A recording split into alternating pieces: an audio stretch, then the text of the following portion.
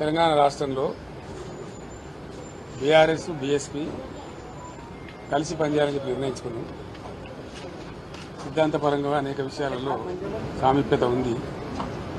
మేము అమలు చేసినటువంటి దళిత బంధు కానీ, దళిత సంక్షేమానికి ఇచ్చినటువంటిది కానీ, రెసిడెన్షియల్ పాఠశాలలు కానీ, ఇంకా చాలా విషయాలలో బలహీనల గురించి, వీకర్ సెక్షన్ గురించి పనిచేసిన చరిత్ర ఉంది. కాబట్టి దాన్ని అనుసరించుకొని ఒక ప్రతిపాదన వస్తే ఇద్దరం కలిసి ఈరోజు చర్చించడం నేను ప్రవీణ్ గారు వారు హైకమాండ్ కూడా మాట్లాడింది. అక్కడి నుంచి వారి అనుమతి తీసుకొని మేము చర్చలు చేసిన తర్వాత కలిసి పనిచేయాలని చెప్పి స్థూలంగా ఒక నిర్ణయానికి వచ్చింది. పని చేస్తాం కూడా. మిగతా విషయాలు మీకు కావాల్సిన లెక్కలన్నీ రేపు ఎల్లుండి చెప్తాం. రేపు అనుకుంటాం. కానీ ఈరోజు స్థూలంగా ఇది అయిపోయింది. బేసికల్గా ఇన్ ప్రిన్సిపల్ ఇది అయింది. తప్పకుండా కొన్ని సీట్లు వాళ్ళు పోటీ చేయాల్సిందే, కొన్ని సీట్లు మేము పోటీ చేయాల్సిందే. ఒకసారి అలయన్స్ అనుకున్న తర్వాత గౌరవప్రదంగా ఉంటుంది కదా. వీళ్ళు తెలియదు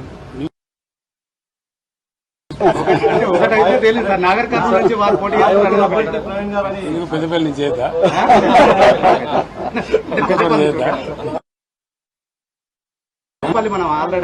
వరంగల్ స్టేట్ ప్రెసిడెంట్ వరంగల్ నుంచి చేద్దా ఇక్కడేం చేయదు. దానికే ఉంటుంది. జనరల్ సీట్లు కూడా చేయొచ్చు. జనరల్ సీట్లు కూడా చేయొచ్చు. నేను ఇంకా తనతో మాట్లాడలేదు. ప్రవీణ్ గారు మాట్లాడి ఓకే చేసుకుని మళ్ళీ నాతో మాట్లాడారు. నేను రేపట్ల మాట్లాడతాను. పాత పరిచయం ఇతర పార్టీలు ఏమన్నా కలిసి వచ్చే అవకాశం చూద్దాం ఏం జరుగుతుందో. నేను సస్పెన్స్ ఉంది కదా మనకి. Thank you. ఈరోజు తెలంగాణ మాజీ ముఖ్యమంత్రి శ్రీ పెద్దలు గౌరవనీయులు శ్రీ కేసీఆర్ గారిని కలిసినందుకు చాలా ఆనందంగా ఉంది. మరి ఈ తెలంగాణనే కాదు యావత్ భారతదేశం కూడా ఈరోజు లౌకికత్వం అంటే సెక్యులరిజం, లౌకికత్వం ప్రమాదంలో ఉన్నది. మరి భారతీయ జనతా పార్టీ చాలా పెద్ద ఎత్తున కుట్రలు చేస్తూ ఉన్నది దేశాన్ని చిన్నభిన్నం చేయడం కోసం. మరి పూర్తిగా రాజ్యాంగాన్ని రద్దు చేయాలనే కుట్ర చేస్తూ ఉన్నారు. సో ఆ పరిస్థితుల్లో మరి సెక్యులర్ పార్టీ అయినా, మరి సెక్యులర్ భావాలు కలిగి సెక్యులరిజాన్ని నిరంతరం కాపాడిన మరి భారతీయ రాష్ట్ర సమితి వారు మరి నేను బైంజీ మాయావతి గారి ఆశీస్సులతోని మరి వారిని కూడా కలవడం జరిగింది.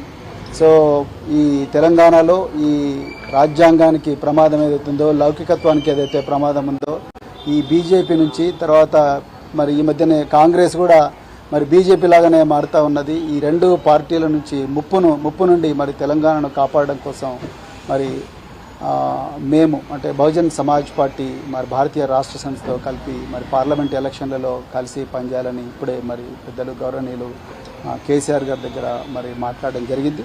మరి తప్పకుండా మరి ఇంతకుముందు మీరు అన్నట్టుగా సీట్ల సర్దుబాటు విషయం ఏదైతే ఉందో, ఈ షీట్ షేరింగ్ విషయం అయితే మళ్ళీ మేము మా అధిష్టానానికి నివేదిస్తాం. అదేవిధంగా మరి మన మాజీ ముఖ్యమంత్రి గారు తప్పకుండా బైంజీ గారితో కూడా మాట్లాడతారు. సో దాని తర్వాత మరి ఇరు వర్గాలు, ఇరు పార్టీలు ఒక నిర్ణయానికి వచ్చి తర్వాత తప్పకుండా తెలంగాణలో ఈ